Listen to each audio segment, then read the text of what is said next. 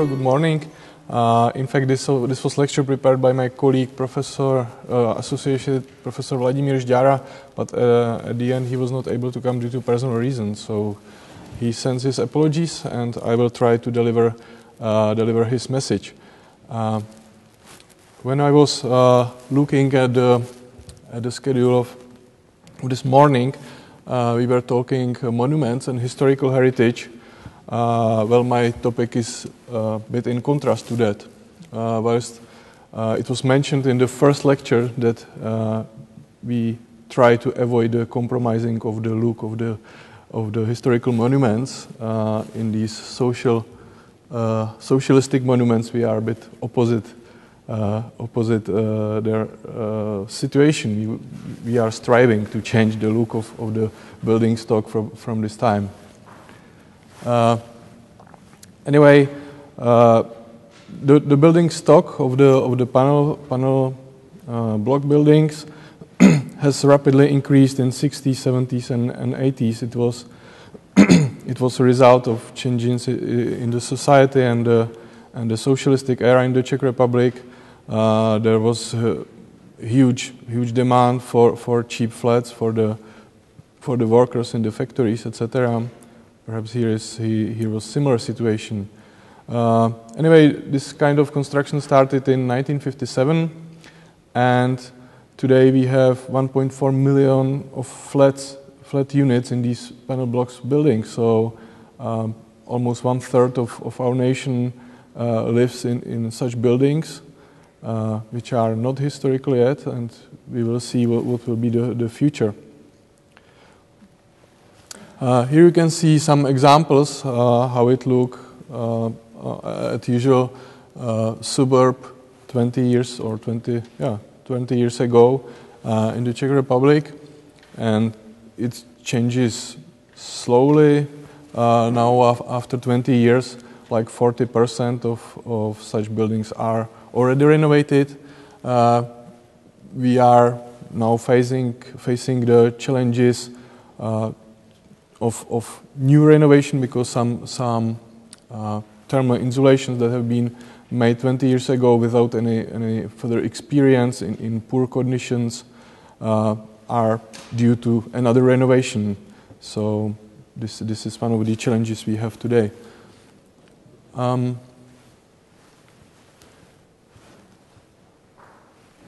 Here my colleague prepared short note on architecture quality.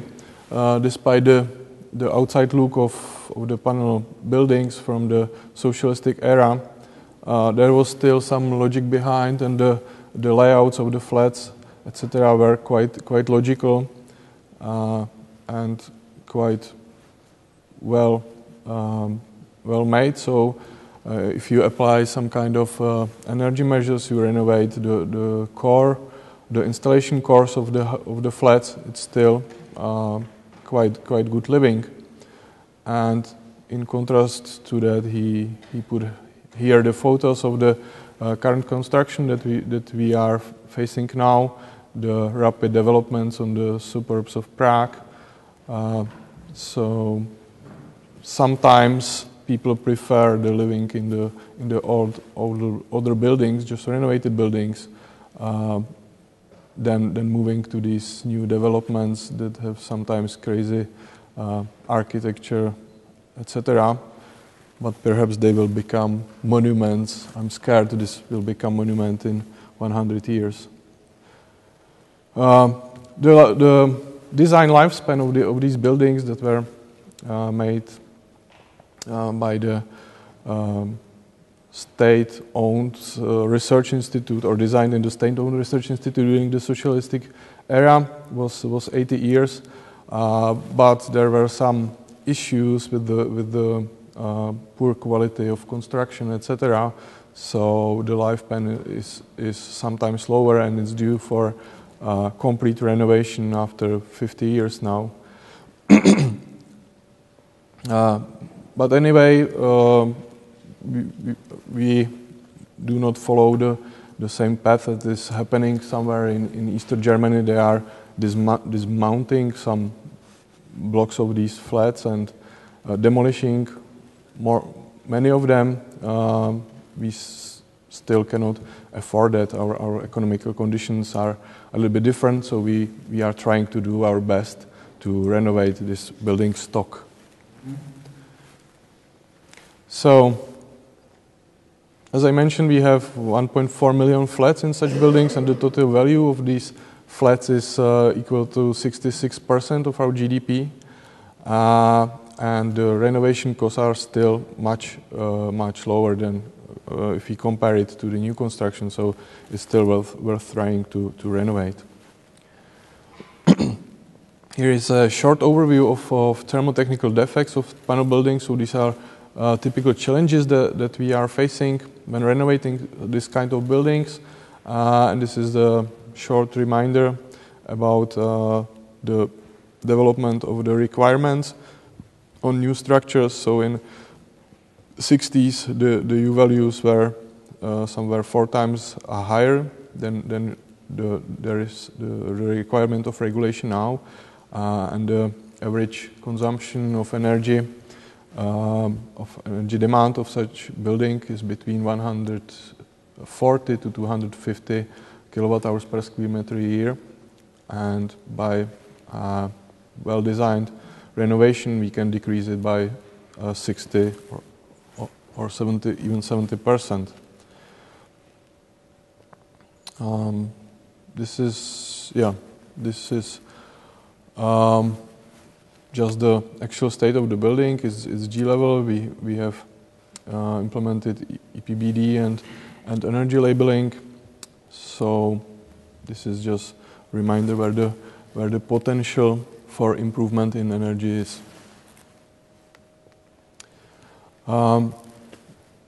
The buildings are not problem, or not only from the point of energy consumption, but also from the comfort of living in these flats. Of course, there is low surface temperature during winter, so the feeling of sensation is not there. There is risk of surface condensation, mold growth, etc. And the thermal comfort is reduced by flow of cold air through the leakages in structures, or mainly in the joints between the structures and the windows. And there were some issues, or there are still some issues with building acoustics. It's hard to make any huge improvement there because there is the load-bearing structure still there. You cannot change it easily.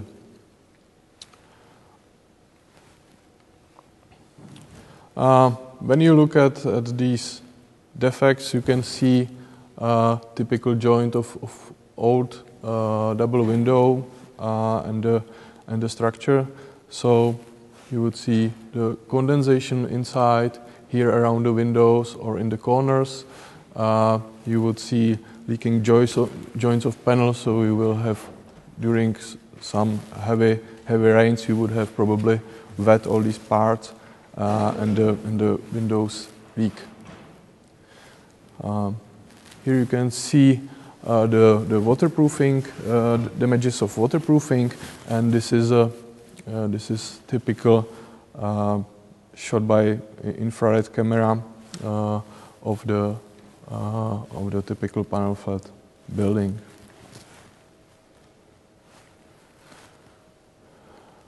There are also structural defects, but there can be some kind of failures of the internal structural system, but as we do not have earthquakes in the Czech Republic, we don't even design for earthquakes. So these failures and cracks are usually caused by ground subsidence or just changes in ground condition, but it's not usual severe problem. Of course, at these buildings you would see failures of anchoring on curtain wall and attics, damage to integrity of the structures, and some cover layers would fall, and you will see the reinforcement corrosion, etc. Besides the problems with the envelope structures, with the facades, We have also challenges on the roof. So usually the structures of the top deck are rotten and it needs to be removed.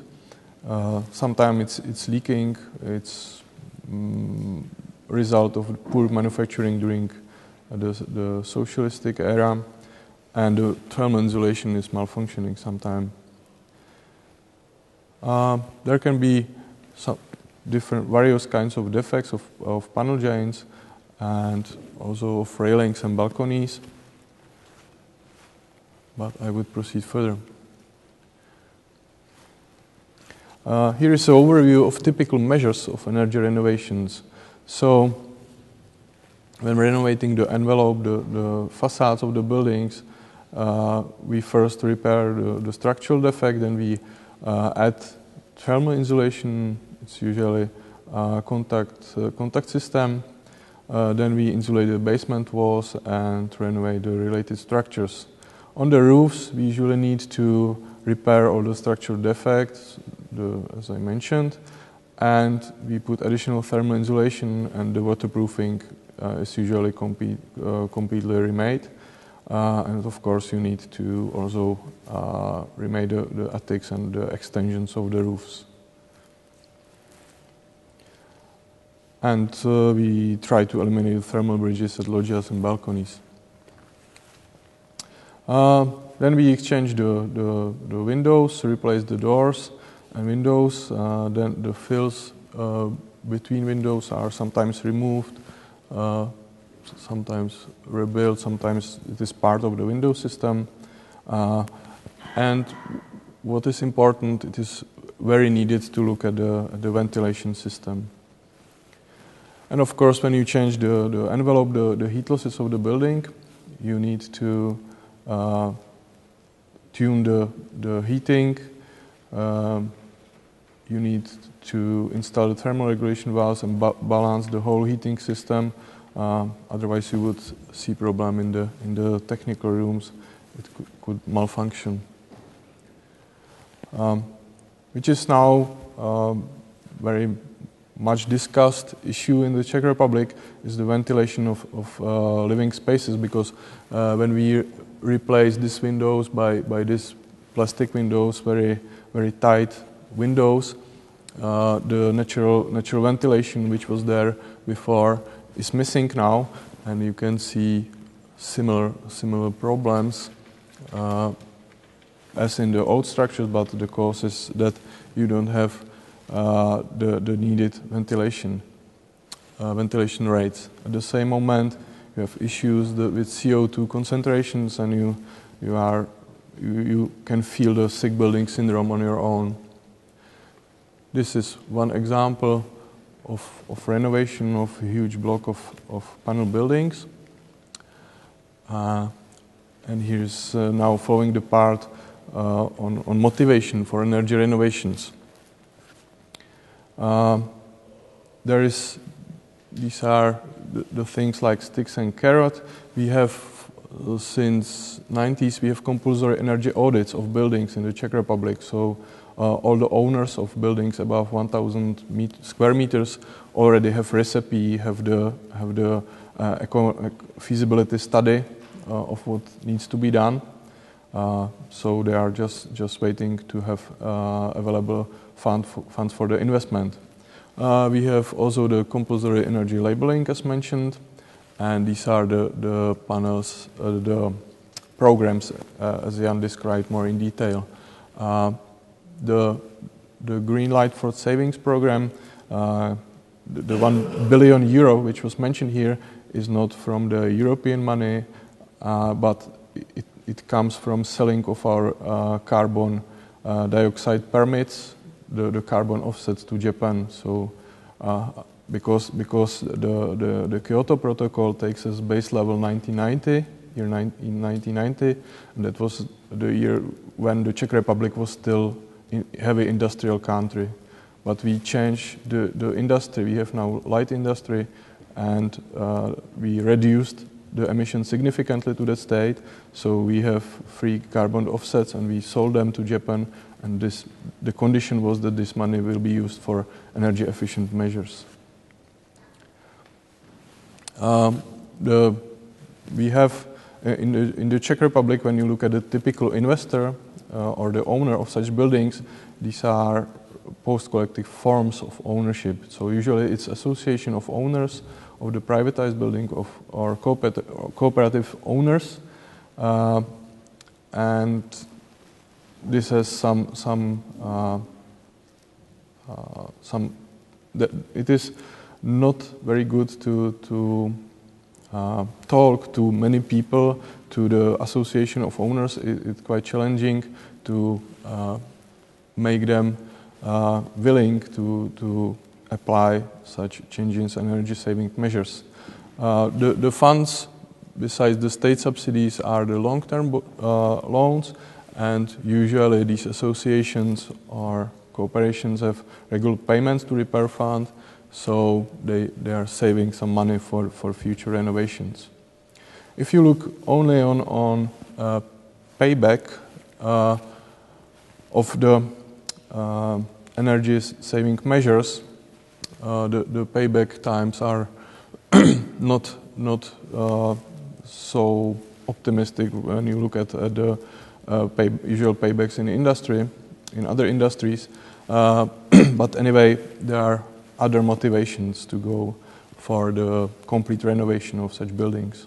The first is improvement of the aesthetic quality of the building, improving the internal environment as mentioned, and the maintenance of structures that needs to be maintained anyway. And of course, one of the main driver is the increased market value, because according to the research on the real estate market in the Czech Republic, it was proven that the renovated buildings have in average 10% higher value on the residential market. Perhaps I will skip these detailed slides.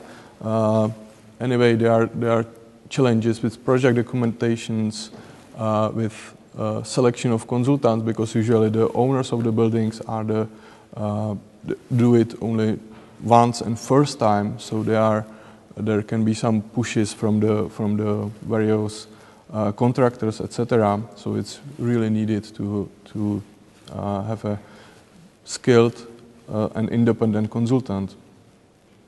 There are sometimes issues that the owners go only for the cheapest solution, and the solution which has direct payback under 8 years, let's say, but they will face anyway the need for renovation in 10 years or so. So it's usually better to make a complete renovation. This is example of a typical panel building which was built in 70s. You can see it doesn't look very attractive from the outside. There are problems with the old windows. There are some structural problems with balconies, etc. And the roofs are due for complete renovation. This is a typical layout of such buildings, and in this case, this was renovated, or additional thermal insulation has been done on facades. 16 centimeters of additional thermal insulation. On the balconies was used phenolic foam of 10 centimeters. Roof was insulated by 24 centimeters of extruded polystyrene, and also the underground walls were insulated. This is a cross section. Some details of windows, so you can see here the details of connections, balconies, additional thermal insulation of loggias, and this is similar house, and this can be the result. So I think it's quite good compared to the previous state. This is another example from blocks of buildings. When we look at the economic evaluation, you can see that the heating costs were reduced by more than 50%, but the total renovation cost was 184,000 euro. So if you count only the direct savings, the payback time would be 30 years. But as I mentioned, the main motivation for the owners, besides the improvement of indoor environment, is the increase in value of the property. Because in average, in such a house, in average every 8 years, some flat changes the owner. So they are very interested to sell to improve the value of their property, of their flat. So the investment costs are fully offset by the increase in property value at the property market. Hvala za pozornost. Thank you for your attention.